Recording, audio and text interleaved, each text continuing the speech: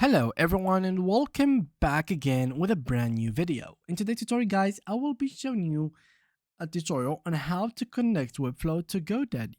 Now Godaddy is a platform that gives you hostings and domain names, so it's a very good way to get yourself your first domain. Now when you buy a domain from GoDaddy, it will not be connected to anything. So what you will need to do is to actually connect it with your Webflow account. So to do that, you will need to do a few steps. First of all, you will need to get the domain from the GoDaddy. Once you get it, you need to go to your account and get the DNS information. Now, when you try to publish your account or basically your website in Webflow, so let me just show you here, Webflow sites. I'm gonna go to here into my dashboard, and from my dashboard I'm gonna click on my sites, and then I'm gonna choose my website. So here we go, all sites, and then I'm gonna click on open with Webflow. So when you try to get to this page, you go to the top right corner and then click on add a custom domain.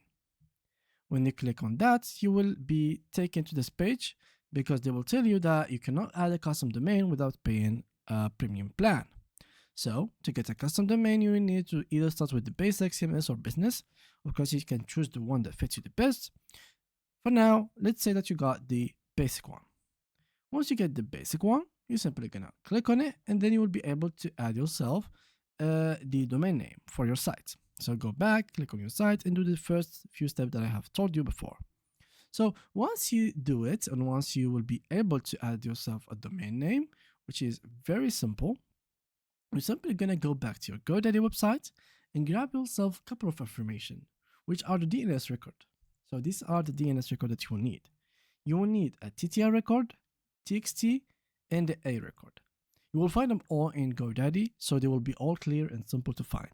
Copy them and paste them in your Webflow account, and then click on publish, and this should be it. So yeah, that was it. Thank you guys for watching, and see you guys in the next upcoming videos.